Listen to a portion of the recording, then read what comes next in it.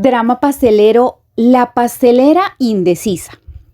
Soy una pastelera con muchos años en esta profesión.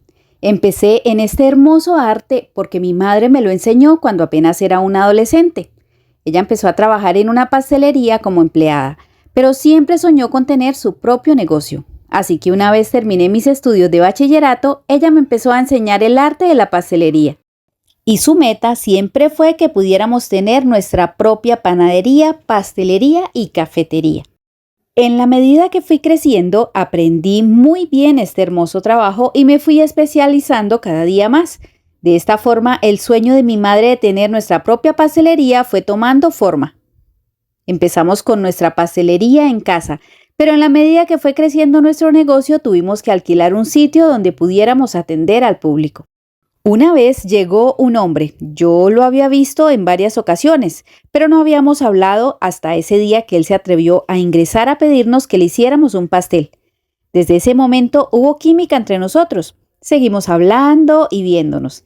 Él me contó que me había visto desde hace mucho tiempo, desde que salí del colegio y empecé a trabajar con mi mamá, y que prácticamente estaba obsesionado conmigo, pero le daba miedo que lo rechazara y por eso no se había acercado antes. Yo me enamoré de él, pero mi amor no era realmente correspondido, porque una obsesión es algo muy diferente a lo que es amor de verdad. Hoy comprendo eso, que él sencillamente estaba obsesionado conmigo y nunca me amó, solo quería tenerme como un reto, como si fuera un objeto al cual mostrar.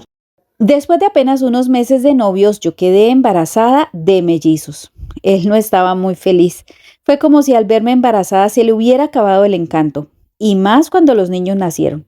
Él se fue a vivir con nosotros, pero como obligado, y cuando los niños cumplieron 4 años, él decidió que me dejaría, porque según me dijo en la cara, ahora estaba obsesionado con otra mujer. Así se fue y nos abandonó. Yo continué trabajando con mi madre, quien ya estaba bastante envejecida. Ella me ayudaba a cuidar los niños, mientras que yo trabajaba en la pastelería. En ese tiempo afrontamos muchas dificultades. Mi madre estaba bastante enferma y yo no contaba con un seguro médico, así que gran parte del dinero que ganaba en la pastelería lo gastaba comprándole medicamentos. Lastimosamente, su enfermedad le ganó la batalla, y cuando mis hijos tenían 14 años, mi madre se fue a descansar a la eternidad. La pastelería siguió creciendo. Claro, me tocaba trabajar muy duro, pero no me daba tiempo ni para pensar en rendirme. Mis hijos continuaron estudiando, y los dos fueron muchachos muy juiciosos. Siempre estaban dispuestos a ayudarme. Como mi madre es quien me ayuda a criarlos y ella era una persona de un gran corazón, muy bondadosa, generosa, era una persona que aprendió lo que era el verdadero significado del perdón.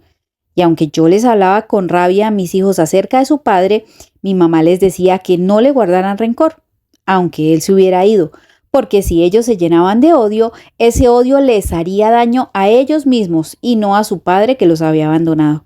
De esta manera, ella siempre les inculcó que debían perdonarlo y olvidar lo que había ocurrido, porque en últimas, fuera como fuera, siempre sería su papá.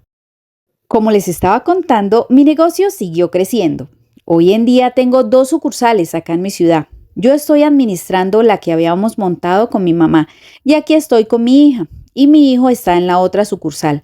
Gracias a Dios, con la pastelería logré salir adelante con mis hijos. Ellos se hicieron profesionales, mi hija en administración de empresas y es quien se encarga de toda la parte administrativa de las 2 pastelerías. Y mi hijo decidió especializarse en pastelería también. En este momento ellos tienen 40 años, pero algo totalmente inesperado ocurrió.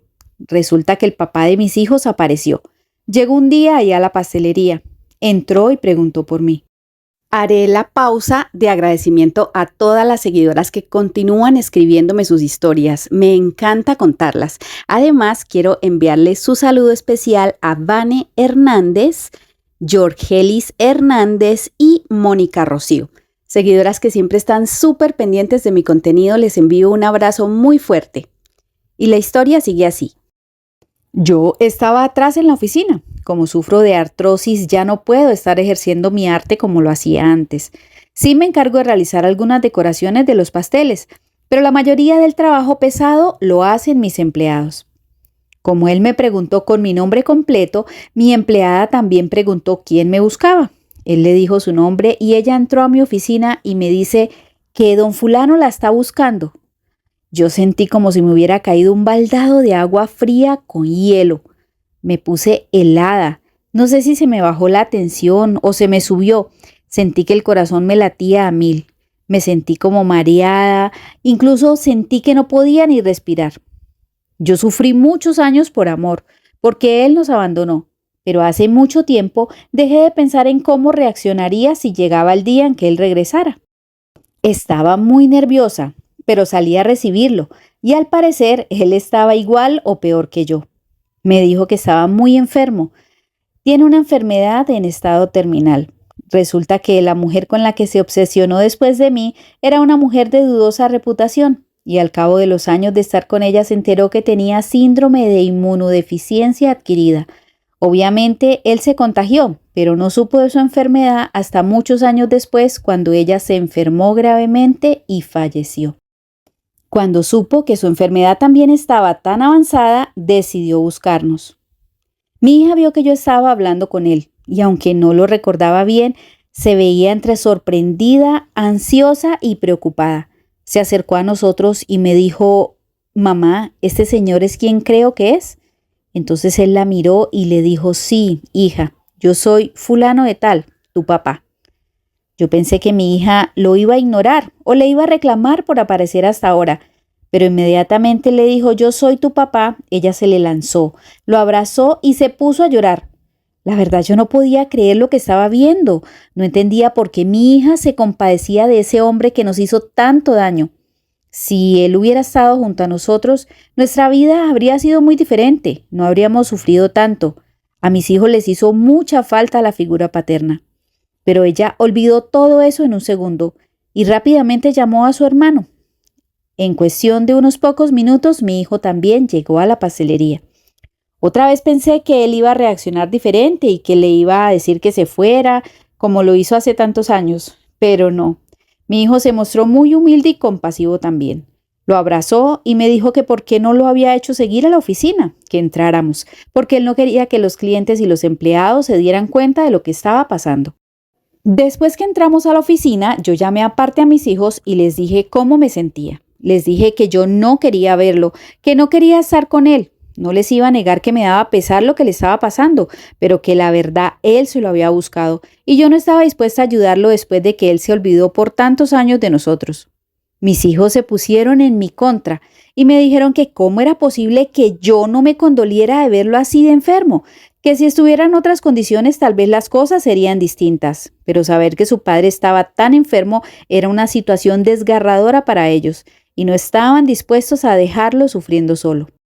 Ahora mis hijos quieren llevarlo a vivir a mi casa. Como mi hija todavía vive conmigo, ella le ofreció a su padre que viniera a vivir con nosotros.